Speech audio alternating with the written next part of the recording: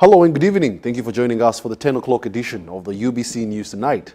My name is Wadulo Mark Arnold, and without further ado, let's get straight into the bulletin. In our first story, the Prime Minister Robina Nabanja on Friday flagged off the exercise of relocation of households facing high risk of landslides in the Elgon sub-region. Now, while launching this exercise, Premier Nabanja assured people of Elgon sub-region of NRM government's commitment to save their lives and property. More details in this report.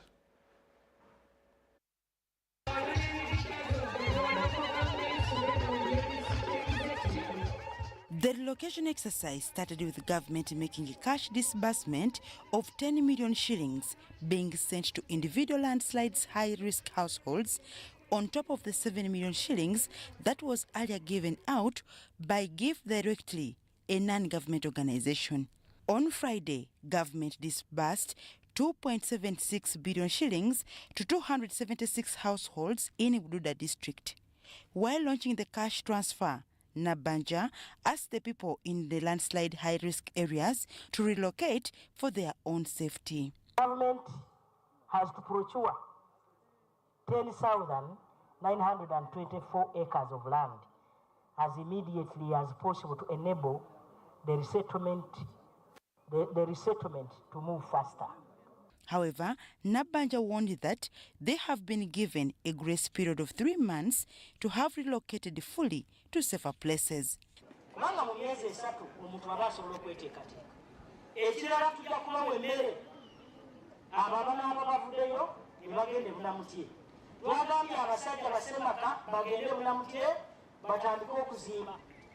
The State Minister for Disaster Preparedness, Relief and Refugees, Lillian Abe, asked the people of Elgon sub-region to take this exercise seriously because it is meant to save their lives. It will not be good if we launch the transfer today and again we hear that people came back and settled in those high-risk areas. Let's comply so that government can support. Members of Parliament from Bududa, led by Agnes Nandutu, thanked government for the efforts to save the lives of the people of Mount Elgon. Nandutu assured government that the affected people are more than ready to relocate to safer places. People have been deceiving the Prime Minister that the people of Bududa don't want to relocate. They are lying you, right, Honorable Prime Minister. These people are ready to relocate because they are living in very dangerous areas. If you can see all those mountains, everywhere is dangerous. So people are willing. People should not bring wrong information that people are not willing. These people, that's why they have come. Some of the people who received the cash transfer could not hide their joy and thanked government for thinking about them.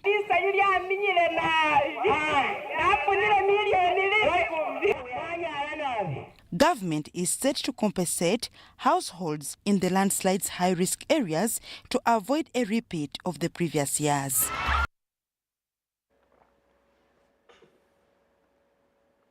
The National Environment Management Authority, NEMA Environment Police Unit, the UPDF together with State House Anti-Corruption Unit have impounded dredges and sand-sieving machines allegedly used to carry out illegal mining in Luera wetland. Now, this operation that started on Friday in Luera saw the arrest of 9 UPDF officers who were protecting Chinese companies that were allegedly carrying out illegal sand mining in the Luera wetland.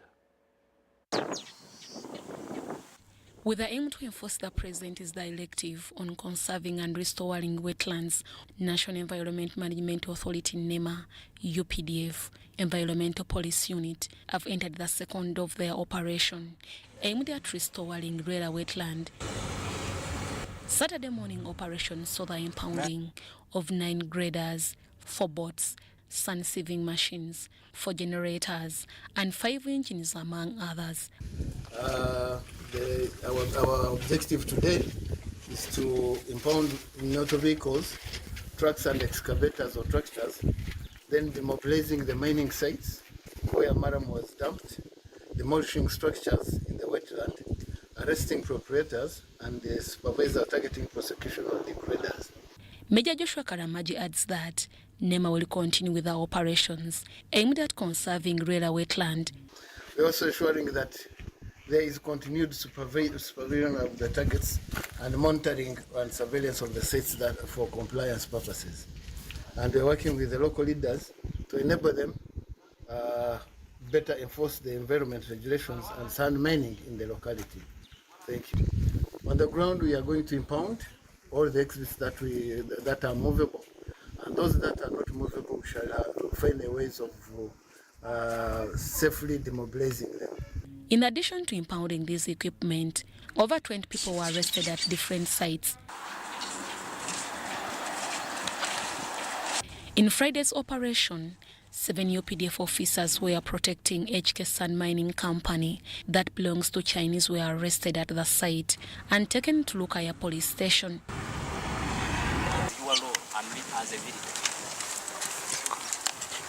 This should be work of this LDU, Nani. It's a Churico company. How to get? Oh, police. Police. During the arrest, they were found with guns and later disarmed by police. However, after some time, their commander appeared at the site and explained their presence at the Chinese company. It's alleged that over 10 companies are carrying out illegal sand mining in railway wetland, among them HK Sand Mining, owned by Chinese, Double Q, Capital Estate, allegedly belonging to a businessman John Sibalamu, Chinese company known as Ice Cube, and Seloma, among others. The operation to conserve railway wetland follows NEMA's cancellation of all contracts and licenses of these companies. If found guilty, the arrested people will pay a fine of 10 million Ugandan shillings each or face imprisonment. Deborah Namamonde, Tanaba Kenneth, UBC News.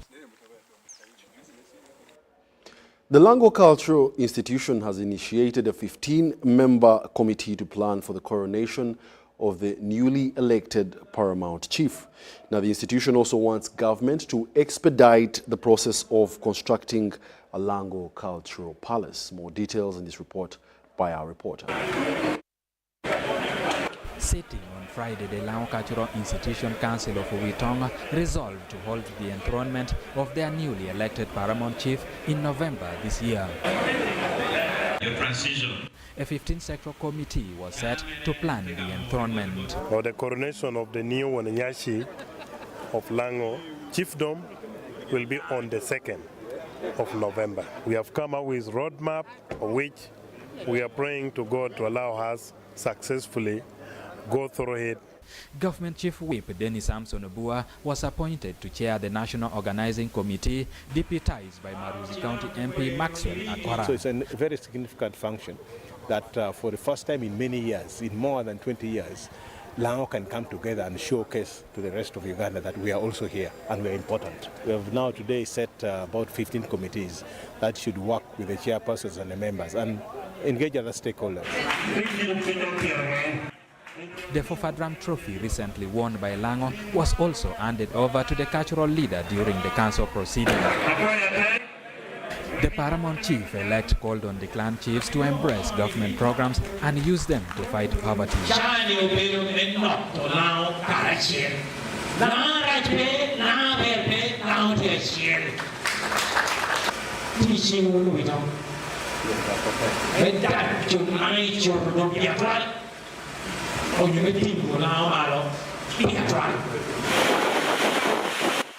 The council session was, however, disrupted by heavy downpour.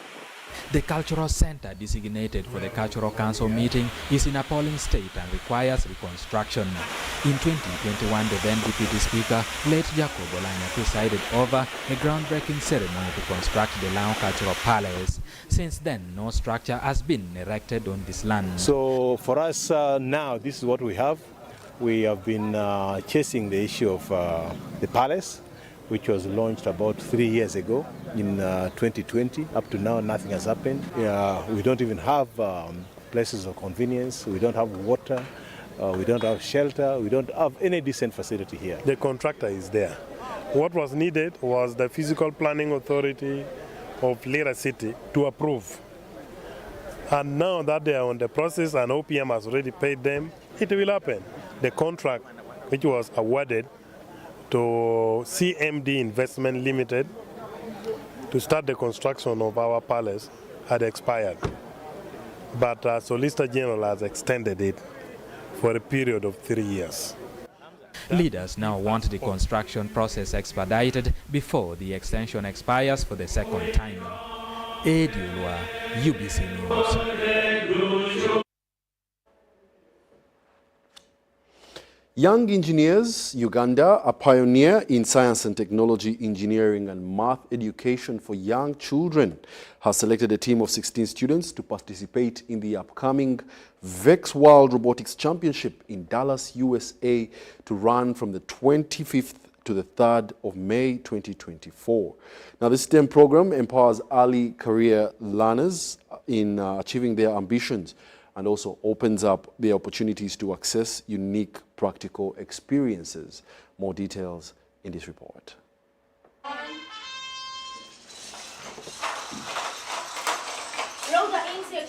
A team of 16 students have been selected to represent Uganda at the upcoming VEX World Robotics Champions in Dallas, USA in May 2024. Young Engineers Uganda, an international science, technology, engineering, maths, STEM, and robotics educational enrichment program targets children aged 4 to 17 years and aims at nurturing the next generation of scientists, innovators, problem solvers, entrepreneurs, and creative thinkers. The head of curriculum, science, technology, engineering, maths, STEM, and innovations at Young Engineers Uganda, Alen Nanyonjo, says their programs focus on improving skills that are vital for development of all-rounder future professionals. At Young Engineers, we have very many opportunities for children. We run after-school clubs in schools. We run holiday programs. We run weekend programs. And on top of that, we offer opportunities for children to practice what they have been learning in class in form of competitions. Our program helps children understand math, physics, at an early stage. This means that it really complements the police systems and all the things they are learning theoretically in school. The program applies the practical bit. In Uganda, the STEM program runs in over 15 schools, empowering young minds irrespective of gender and preparing them for leadership roles in the future workforce. Some of the beneficiaries at Young Engineers Uganda under the STEM program had this to say. So right now I'm working on how to drive a stepper motor using a stepper motor driver. And I'm going to use all this knowledge in the upcoming Marines competition, which will be coming up pretty soon. And where all the stuff can be applied is in, like, when using motors, they can be used in building circuit boards for phones, computers, laptops, also like in cars, motorcycles, aeroplanes. From the Young Engineers Club, I've learned how to problem solve, learned more about robots and gadgets. In the future, I want to be a doctor, and I think that the robots and the gadgets there can help heal the patient. This program, Young Engineers, has helped me not only prepare for this competition, but has also helped me to do better, to improve on my problem-solving skills, my critical thinking skills. Because as you know, we're now in the new curriculum, whereby it's no longer knowledge. It's now more of you have to apply your knowledge. You have to solve problems using the knowledge that you acquire from certain subjects that you learn. Zahara Abigaba, UBC News. Young Engineers. The Directorate of Public Prosecution has on several occasions advocated for enactment of the Witness Protection Act. Now, with the absence of the Witness Protection Act, the DPP's office has cited delays and challenges in prosecuting cases, especially those that are capital in nature, international and organized crimes, among others. Now, as we hear from our reporter Deborah Namamonde, with the empowerment of the criminal justice system, Legal Minds said that there is no need to enact the Witness Protection Act in prosecution and handling of cases. witness harm, intimidation, and interference. Witness protection seeks to protect a person with vital information that's going to be considered in any case as evidence. This can be during the time of investigations, during and after the investigation of any case. But what does this involve? Giving of testimony behind screens, having hearings in camera, having video link testimony, not divulging to other people who are there that they have identified this person who they believe is going to be a witness. Use of code names. In some cases, like the war crimes case of Thomas Koyolo, we've had to camouflage some witnesses. Protecting a witness at times goes hand in hand with protecting his or her relatives, which becomes costly for the case to be prosecuted. Changing the face of a person, relocation of a person to a different jurisdiction. We use anonymity so that people don't find out who this person is. There are some facts that can already be removed, facts that would identify a person who is going to be used as a witness. In cases where psychosocial support is not provided to witnesses, some may not even recover from the psychological problems that they experience at witnesses. Witnesses will claim contrary to their statements. In cases of organized crimes, trafficking in persons, cybercrime and terrorism, this has been hard for the DPP's office to prosecute such cases, which in turn hinders justice to both the accused, victims and the public, thus leading to an increase in case backlog. Particularly the youth who are trafficked to Asian countries, when they return to Uganda, try to pursue cases against the perpetrators of these crimes, make a lot of threats to them, and this is aimed at derailing them from pursuing justice. In investigation, we talk of evidence, exhibits, and proof beyond reasonable doubt. So connecting these two becomes a challenge. So as you prepare a file, you realize you have to protect the informers.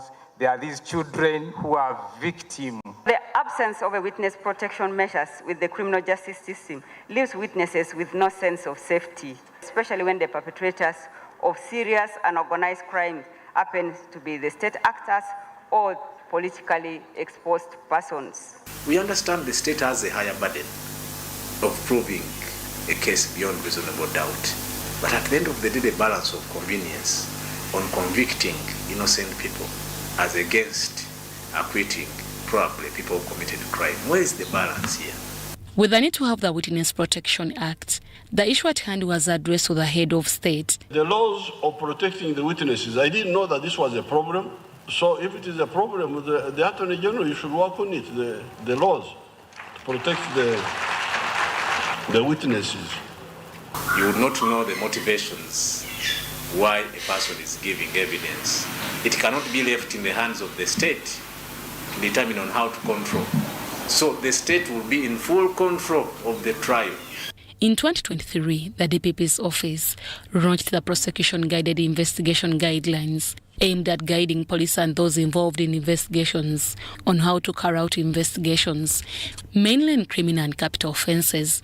Although with the existence of the guidelines, the DPP's office say with the enactment of the Witness Protection Act, the guidelines can be enforced to ease prosecution of cases. It's important to fully consider witness interests, since the importance in highlighting facts and evidence trial in the courts of law cannot be understated. In the mind of the prosecutor in Uganda, anyone brought before them is guilty before they are proven as such. Now with such a prosecutorial mind in Uganda, then this will add salt in the wound that we've been suffering from. So I think the beginning point should be on us having a credible police, a credible investigative arm, such that when the cases are being investigated, we know that we have incredible people who are investigating them. According to the police report, 10,345 cases of threatening violence were reported by witnesses and victims of crimes. Among these cases, 35% were related to intimidation of witnesses and victims who were waiting to give evidence in court. The aftermath of intimidation or even crime leaves witnesses with profound retention. No one would not want a prosecution against a criminal. Convicting one innocent person, you'd rather release 100. As the process of enacting witness protection law takes a snail pace, legal minds have divergent views on the act. It is a public secret that we have police which is full of corruption, which has so many corrupt officials. Someone is given a file to investigate, deliberately mishandle the file, makes the evidence disappear. Now they want to bring it to these other ordinary matters, and I think it will lose meaning. The test would be of the evidence, the quality of evidence would go back to why, what is the motivation. You cannot get the motivation of a person testifying against the other when that person is hidden from the public. Article 28(1) of the Constitution provides that in the determination of civil rights and obligations of any criminal charge, a person shall be entitled to a fair, speedy and public hearing. As the processing of the act hangs in a balance, where does this leave Article 28(1) of the Constitution? Criminal matters are public in nature. That's the only way a person who has something against such a person's character in a trial often in time determines the nature of evidence they give. If someone to enjoy a fair hearing needs to know the nature of the allegation made against him, the nature of the witnesses who are coming to testify against him, the right to know those witnesses can only be taken away in limited circumstances. In some capital offences, prosecution has advocated for witness protection, like in the case of legislators Muhammad Segiri Nyandi, Alan Sawanyan and 5 others. Thomas Koyero, all cases in the International War Crimes Division Court. Any witness would really deserve protection, but that a person can be coached to be a witness, like we've seen before. Just in case, if Chakwa had gone under the witness protection, then high evidence would have been on record and probably it would have led to a conviction against Dr. Kiza Besigye. In the attempt of someone hiding under the witness protection, we are going to have so many trumped-up charges because someone is well assured that his identity is not going to come out. With the empowerment of the criminal justice system, legal minds, however, don't see the need to enact the law. Whereas it may be pertinent that witnesses must enjoy some level of protection, at the same time, it is important that there is a balance between the rights of the victim, the rights of the witness who is coming to court, and the rights of the accused person. Let's start with first things first. Let this country work on institutions being independent. For as long as the institutions are independent, they can stand alone. Then we can come out to support it because no one supports crime in society. Deborah Namamonde, UBC News. Well, thank you very much, Deborah Namamonde, for an insightful report, the Witness Protection Act. Now, Busia District has registered a total number of 180 infections of the red eye disease. It is now 3 weeks since the contagious red eye disease was first traced in the village of Luaniha in the house of one Ouma Patrick and has since gone on to spread to various parts of the village, parishes and sub-counties. More details in this report. Ouma Kenneth, the principal index, says that while on his way from Kampala to Busia, he started experiencing itchy eyes but did not give much attention, thinking it was usual. This was more than he could handle since the situation worsened later on at night when he failed to see properly. Now, I got this disease when I was coming in Easter, was from Kampala. So I started scrubbing my eyes when I reached in Ginger. After 3 hours, when I reached at the stage, Kukemo in Busia district, so I failed somebody who cannot move. I got a border. So this disease, it attacks very faster. UBC also managed to reach a family of Awan, Baraza Million, where 10 family members were all infected and couldn't see properly. They appealed to the Busia district authorities to take up action to further manage the situation. Wafula Nakilet Araba, a VHT, says that it was until Monday that they came to understand that the village was infected with the disease after realizing that Ouma Kenneth had affected a big number of people in the village with the disease. His humble appeal is to continue sensitizing the community about washing hands as it used to be during the COVID-19 pandemic. The one who brought it came from Kampala, came during Easter Monday. So they never knew how he was. But once he came, he started struggling, catching this and there, and you know this is. It catches. Once you struggle like that, it goes. So on Tuesday, the health assistant came. We survived the village, but Luanika was most popularly attacked, informing these VHTs and the LOC ones, plus the population, to make this tip-top again. So that this is the medicine, a soap and this, from the toilet where, like that child, when it is going to give the child, it needs how to wash their hands before. Busia District Health Officer Wawire Matthias Panyako confirmed the existence of the red eye disease in his district and appealed to the community to practice proper hygiene and wash their hands with soap. Our response to such cases and to epidemics, have constituted a team which have deployed to the field, to the communities which are affected, to find out exactly what is happening. He also assured them of the presence of the surveillance team of health officers on ground to curb further spread of the disease. Kia Alenolai, UBC News. And in more news, Chambogo University has decried the high bar set for graduates to penetrate into the engineering industry, as many would-be potential employers are seeking for much experience while others want internationally recognized certificates. While organizing the engineering industry supporting the University Faculty of Engineering, the Vice-Chancellor of the university, Professor Eli Katunguka, commended companies that are going out of their way to take in these students into internship placement. The collaboration between universities and specific companies is critical in the provision of hands-on skills to students pursuing academic excellence. These enroll students as graduate trainees, while others offer internship placements. How we can improve. And I can assure you, places where I have seen a very close relationship between industry and academia are places where there are no complaints about the quality of graduates. So let us learn from such and let us have a close relationship between the university and the industry.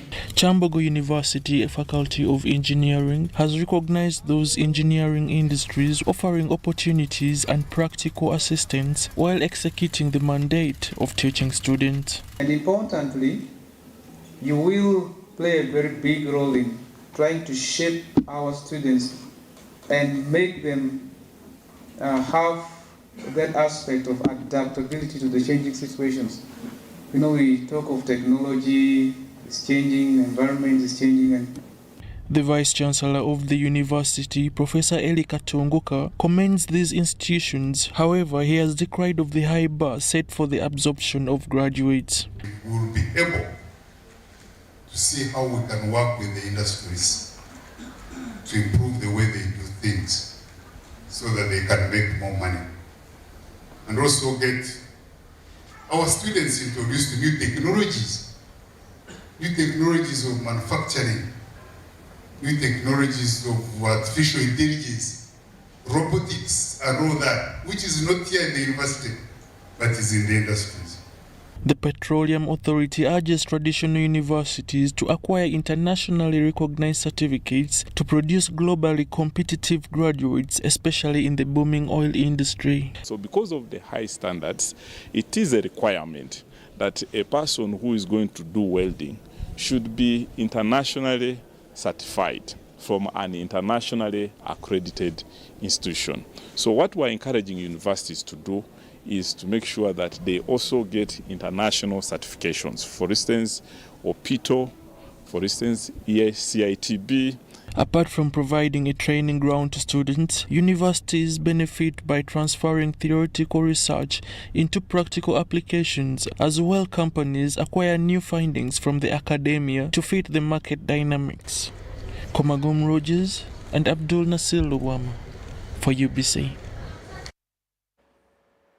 Science teachers and laboratory instructors from central Uganda have been taken through laboratory instruction manuals to enhance the pedagogical skills of science teachers. Now, this was at Chitante Hill Secondary School here in Kampala. More details in this report. The laboratory instruction manual was innovated by Science Teaching and Innovations Africa after noticing the challenges faced by science teachers while teaching practical lessons. So as the Science Teaching and Innovations Africa, we came up with a book called Laboratory Instruction Manual. This book is tailored to offer support to the students. Students can read this book and get instruction for the laboratory with or without the teacher. So in doing this, we are helping teachers to manage the laboratory sessions. By the time the children go to the laboratory, they already know what to expect. One of the key components is integration of ICT in the teaching and learning for science teachers. Why? Yes, we have so many interventions, but we're still failing sciences. We have virtual labs, but do the people know how to use them rightly? So under the World Bank, we're trying to find out. We are going to have boot camps to find out.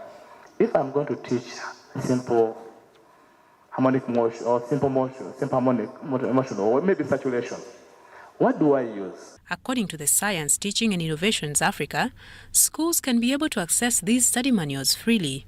We have interacted with the models through that relationship, and the fact that they have made our life very easy.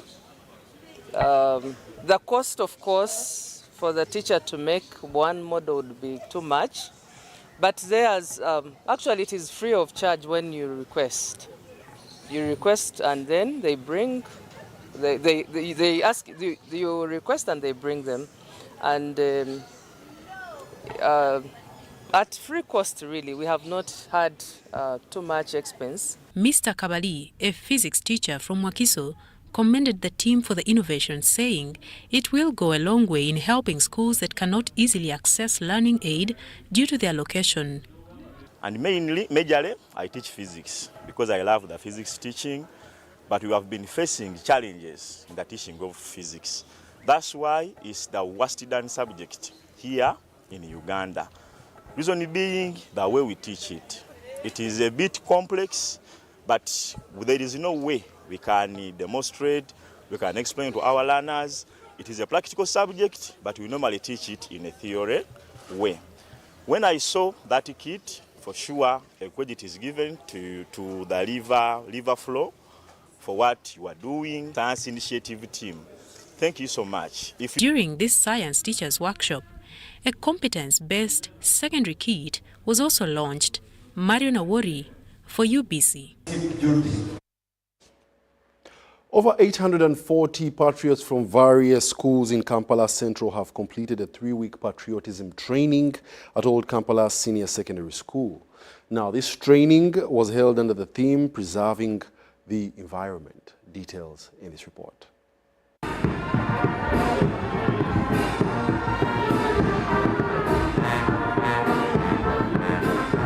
The Commissioner National Patriotism Secretariat, Princess Helen Seku, officiated the pass-out ceremony of the over 840 patriots from various schools in Kampala Central Region at Old Kampala SS. The coordinator, Patriots Kampala Central, Hajati Amina Mukasa, commended President Museveni for the vision of directing schools to establish patriotism clubs, hence curbing on errant behavior. Kampala Central has around 14 schools, and we have managed to mobilize 9 schools. There is an apology from one school, that is Aga Khan, and they will be joining us next year. So next year we hope to have this message passed to all the schools in 3rd term, such that they can easily put it in their budget. The Commissioner National Patriotism Secretariat, Princess Helen Seku, commended the coordinators in Kampala Central for implementing the vision by the president. She commended the theme of preserving the environment, saying it was timely since the Secretariat will soon launch a tree planting drive to protect the environment. I really thank His Excellency Yoweri Kaguta Museveni for inspiring a girl child and a woman. Even a boy child has been inspired. It's the duty of every Ugandan to protect our environment, to preserve, protect and ensure that it's in a good condition. We thank God for Uganda and we thank God for a favorable climate. She also encouraged the Patriots to practice what they have been taught during the 3 weeks. Viva! Viva Uganda! Viva! Educationists in Karamoja sub-region decry lack of structure, little pay for caregivers, overcrowding of centers and parents' negative attitude towards early childhood development in the region. Now, they are calling upon government to intervene and extend support to early childhood development programs in the region. They say this during the commemoration of the Uganda National Play Day for Karamoja sub-region. In 2016, the National Integrated Early Childhood Development Policy and Action Plan was launched in Uganda with the aim of integrating services for children from conception to 8 years in form of education, nutrition, protection, parenting support, and health. In Karamoja, many early childhood development centers have been opened up at some government schools and others by partners.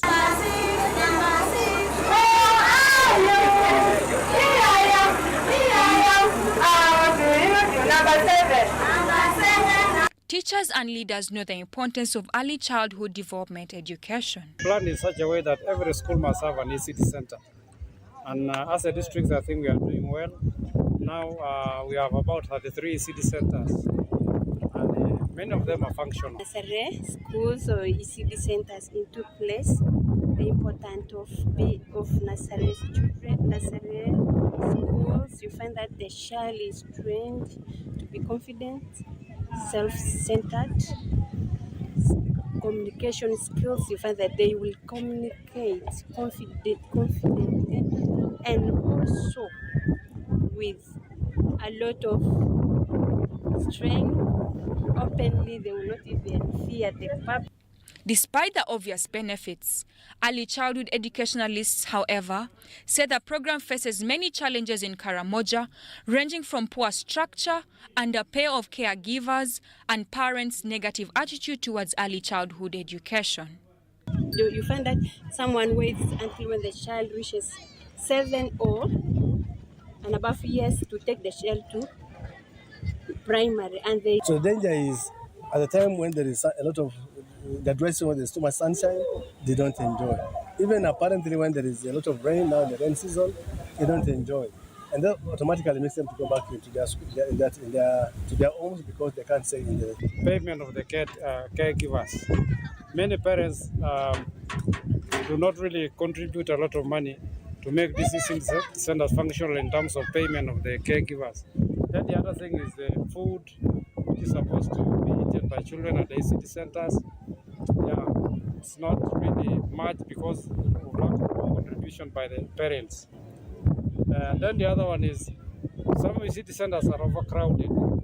They need many caregivers. In schools, children walk long distances. They walk, and you find that one promotes absenteeism of children. Yeah, and also late of conducting lessons. You find that children come to school late, like at 9. UNICEF Education Officer at Moroto Zonal Office, Rosemary Alwenyi, explains UNICEF's role in early childhood development in Karamoja. Training of caregivers. We have been engaged a lot in training caregivers, especially the minimum package, that community child care program. So which goes like for 9 months. Educationalists explain measures to improve early childhood development in Karamoja. I beg the government to at least help the nursery nursery section with some learning materials so that the teachers can be able to give out to the learners the activities that are being performed in schools. Government of Uganda, so that they involve the teachers of nursery schools in the government. Maybe in the salaries, you find that we are really left behind. We are not even seen in the government. You find that sometimes we get discouraged. There is a need for government to expand this ECD program to capture all the young children from 3 to 5 years, so that after the 5th year, he is able to appreciate and see the value. Stakeholders call upon parents and leaders to cooperate for holistic development of young ones. This was during the celebrations of the Regional National Play Day for Karamoja Sub-Region, held at Lumukura Primary School in Kotido Municipality. The National Day celebrations are slated for 30th April. The function was attended by educationalists from the 9 districts of Karamoja, religious leaders, local leaders, and learners. Now, as students gear up for the Term 1 holidays, they have been advised to stay on track with their studies rather than engaging in non-developmental activities. This was during a career guidance initiative day organized at the Crested Secondary School in Luafu, Makindye, Kampala district. According to the Ministry of Education and Sports, schools at both primary and secondary levels will close for the end of Term 1 2024 between 3rd and 4th May 2024. Various schools in the country have taken up the initiative to mentor students about the outside world as they look forward to the holidays. Old students of Crested Secondary School, under their umbrella Crested Old Students Association, held a career guidance at the school with an aim of counseling the students about values and careers, among other aspects, most especially the senior 4 and 6 students. The determination that you put in your work, the respect that you give your teachers, the commitment that you put to your books will determine your future. Here you are babies, but when you leave here after senior 6, you are presumed to be adults if it is marks and you have failed at the university. Please, it is okay to do a retake. Than being sexually harassed, you lose your esteem. The headmistress Crested Secondary School, Colonel Lydia Ibingira, says such career days are of a great magnitude to the students since they empower them to do better. The students are encouraged to take rightful decisions, which will later help them. At the same time, because the government is encouraging sciences, when they get such people who are already in the field to encourage them and motivate them, then they will find that they are taking the right decision and right direction. She further advised the students to be well kept on their studies during the holidays. Encourage students to remain focused, not to be misled along the way, to remain on their course. Some of the students who attended the Career Guidance Day had this to say. I love to become a lawyer teacher, but people were discouraging me. But this career guidance has given me the ability. The Career Guidance Day at Crested Secondary School was held under the theme, Living a Purpose-Driven Life. Rebecca Nantongo, UBC News. Fred! Osmosis. Freddy! Fred Dollar, my boss, CEO Inojo, the general of generals, the conqueror of conquerors, the first and the final, the sky above the skies, the promised land, the terms and the conditions, the international king crocodile, the source of the Nile. I don't have money today. Just take a polite loan of 200K to stock on my shop.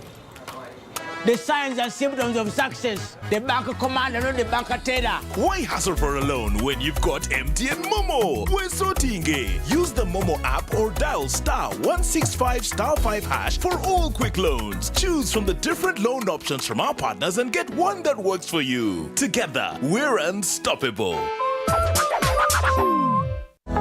The government of Uganda and the Uganda Bureau of Statistics is calling upon all stakeholders such as the chief administrative officers, city mayors, resident city commissioners, city clerks, city and division councillors, wards and LC chairpersons, as well as the residents and business communities to cooperate with the UBOS field teams as we embark on advanced preparations to conduct the National Population and Housing Census on the 10th of May 2024. The census will be a 10-day exercise to obtain statistical data and information that will be used for planning and policy formulation, including information on 1. How many we are, 2. Where we are, 3. How we are living, 4. What we own, and 5. Where we access services from. The Uganda Bureau of Statistics has now started listing of households and mapping in the 11 cities of Arua, Fort Portal, Gulu, Hoima, Jinja, Lira, Mbale,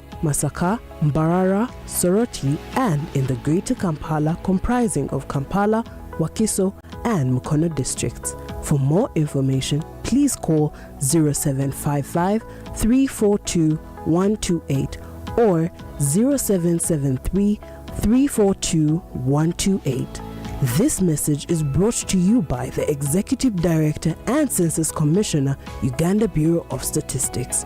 Census 2024. It matters to be counted. Nyati Motion Pictures brings you Tuko Pamoja, a documentary film about our unity as Ugandans and Africans. Bunyoro would have simply created an East African community that we are looking for today. The rulers of Bunyoro are actually Luos. We people who live across the Nile, we are so related from our myth or from just the Nile. We are the same people and genetically we are even the same people. We are similar people. We are one. Pamoja, we are one. Use that word, pamoja. Premiering every week from 3rd February to June 2024 at the National Theatre and Indere Center. Daily screenings are from 4th February to June 2024 at Hams Cinemax and the National Theatre. To get a ticket, call 0778 787 660. Tuko Pamoja?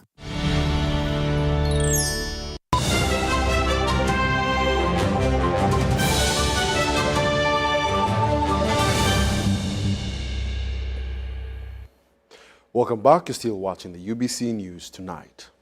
Now, Nakasero Blood Bank has allayed fears of many Ugandans that shy away from blood donation, citing excuses like falling sick in the aftermath. Now, this message was delivered during a blood donation drive at Constitutional Square in Kampala that was engineered by Indian Association Uganda through one of its ambassadors, Shivisha Kori, who is the reigning Little Miss India, Uganda. Living your life. One time to the ball. Okay, before someone donates blood, there's what we call hemoglobin level. Before you donate, every person is being checked for his hemoglobin level.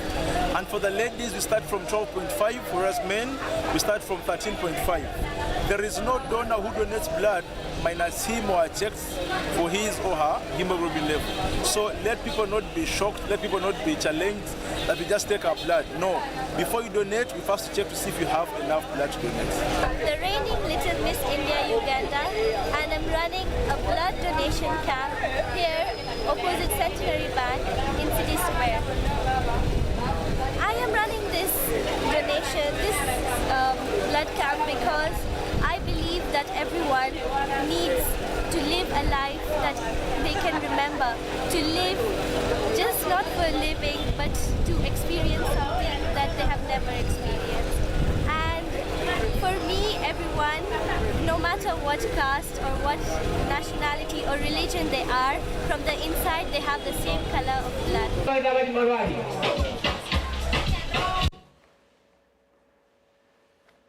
Residents of the Greater Luero have been called upon to embrace pineapple growing through the cooperatives as one way of curbing household poverty. Now, this call was made by the director of Dennis Consults Limited, Solomon Kagaba, during a one-day seminar for pineapple farmers in Greater Luero. Mr. Kagaba highlighted the common farming and market challenges faced by individual farmers and stressed the need for cooperative movements in order to effectively address these challenges. The challenge we have is members do not understand, do not commit to those principles and the values. So they are there as individuals but working in a cooperative. How a cooperative with 20% active, 80% non-active is not a cooperative. Membership in a cooperative should be guided by member participation in the affairs of the cooperative. Cooperatives can be a launchpad that can once again assist farmers to finance their farming and access markets, Kagaba stated. He emphasized the need for cooperatives to prioritize the interests of farmers and shield them from external interference that may not align with their interests. Cooperatives are owned, used, and controlled by the members themselves, and the benefits must be for the members as well. So many members can support the cooperative, but the cooperative interests are for the members. Kagaba also emphasized the necessity for a genuine commitment to cooperative principles and values for a positive turnaround to occur. He underscored the importance of farmers embracing these principles to ensure the effectiveness of cooperative movements. Eli Guguru, the seminar coordinator for HOTMAP, reiterated the importance of forming farmers' platforms to address agricultural production challenges. Guguru encouraged farmers to actively participate in seminars and embrace the idea of forming cooperatives to enhance the quality of produce and access to both regional and international markets. It will enable farmers to really interact and solve most of the problems and challenges they are facing in production, marketing, and improve on the quality of the produce they're able to produce. So for this one of Luelo, it has been mainly paying much emphasis on pineapples. During the seminar, farmers were educated on identifying and controlling major pineapple pests such as fungi, viruses, and mealybugs, as well as the requirements for selling produce in international markets. This initiative aimed to equip farmers with knowledge and tools needed to overcome challenges and thrive in the agricultural sector.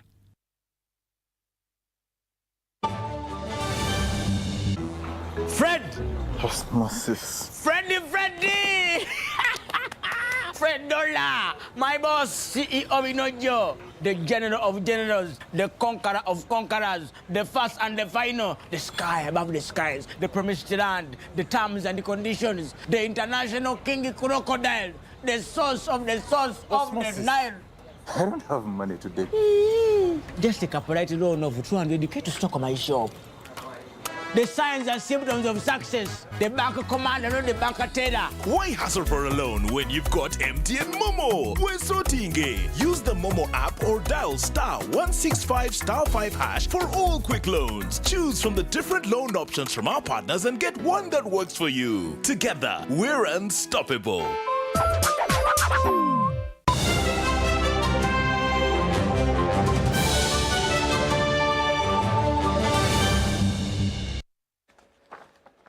Welcome back. You're still watching the UBC News Tonight, broadcasting live from Nile Avenue. We now delve into the world of sports.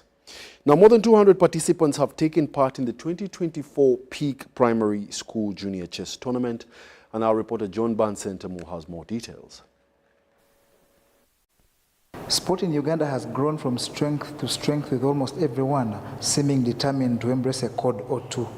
At Peak Primary School in Ntinda, the niche is the game of chess, which the school hierarchy says has improved learning.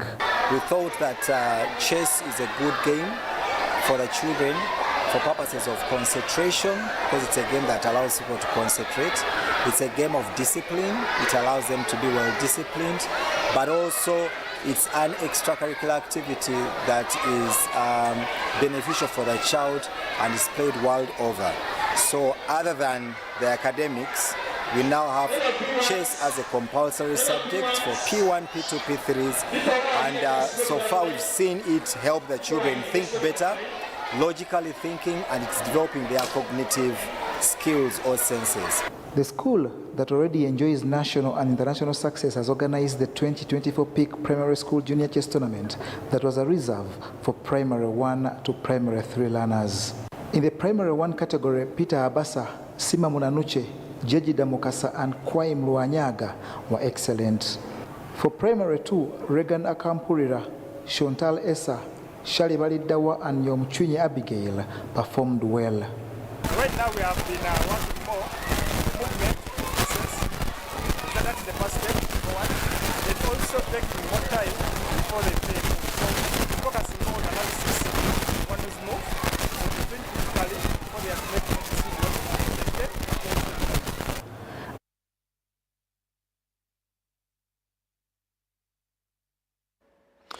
Park FC humbled Chisenyi FC 5-2 on Friday night at the old Campala Futsal Arena. The Rangers now need just 1 point for their remaining 4 games to be crowned league champions. Our reporter Marshall Miro has more details.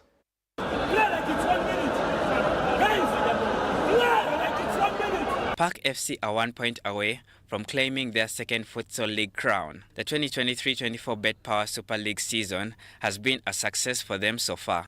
On Friday, 12th April 2024, at the old Campala Futsal Arena, the Rangers, who are still unbeaten, humbled Chisenyi by 5-3, thanks to contributions from Samuel Kaliango, Michael Abura, Jalil Zimula, and Abasi Jr.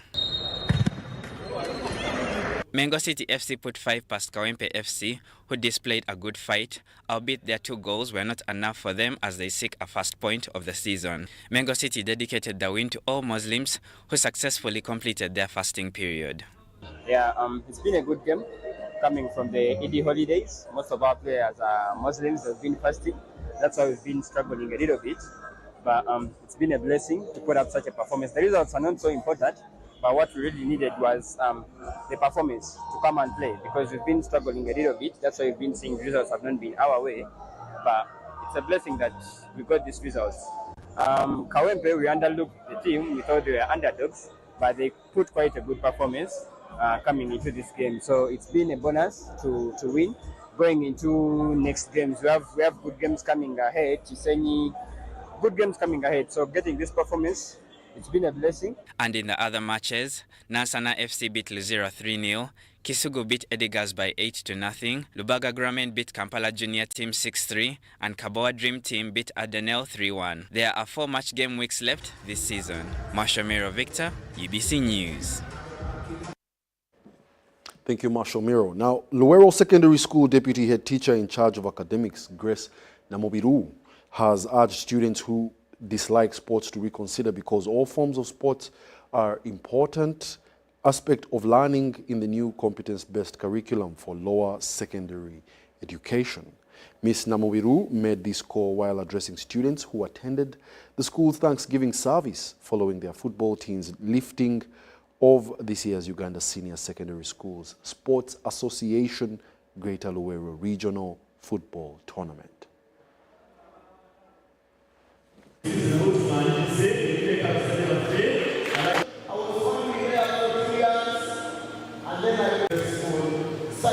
See that no one renders evil for evil to anyone, but always pursue what is good, both to yourself and for all. 1, if one day we want to give thanks to God, we must always pursue what is good. Do you know that there are people who are full of negative energy? Have you heard about what they call negative energy? In psychology, they say that if you think about so many negative things, your body and your emotions begin to respond to negativity. And it is important, they are related in that it is skill-based. As you are doing games and sports, you communicate, you work as a team, you exercise your body, so it relates closely with the new curriculum.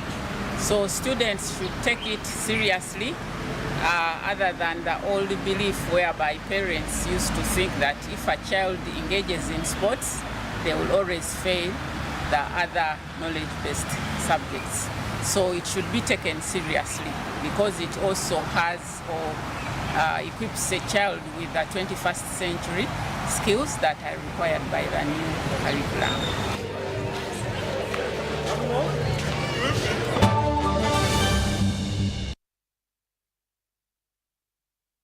Thank you for joining us for the 10 o'clock edition of the UBC Tonight. But before I sign out, I would like to give some advice to people, especially my age. If you're watching the news, then perhaps this is for you. Well, as we're studying, they told us the factors of production were 4. But now ICT and innovation has plunged itself onto those factors of production. So as you use your mobile phone, your laptop, and each and any of those devices that you're utilizing, besides WhatsApp and Instagram and Facebook, what else are you doing to drive yourself forward, especially positioning yourself in a place where you can benefit for your profession?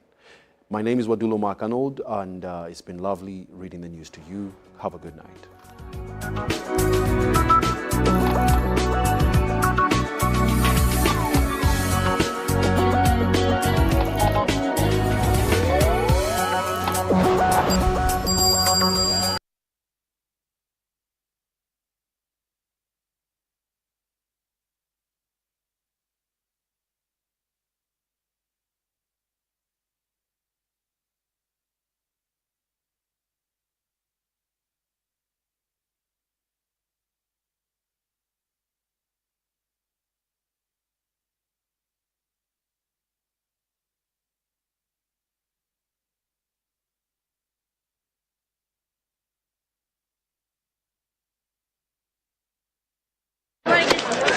Juko. Yo.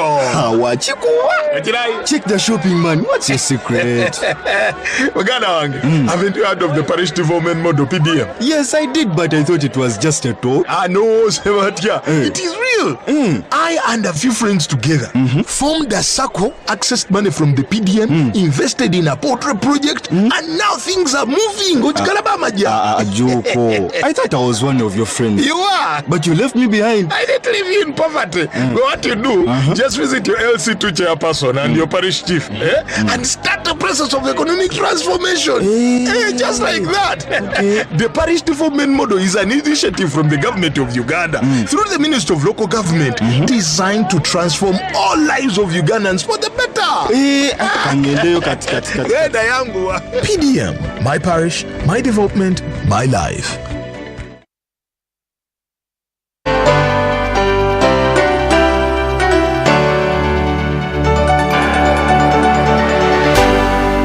UBC, inspiring Uganda.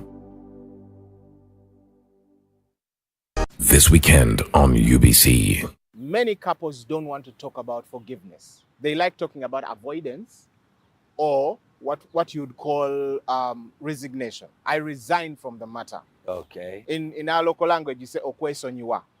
To resign from the matter. Okay. We don't want to talk about forgiveness. If someone offends me, and I come to you, Pastor Cyrus, and you tell me you must forgive them. Yes.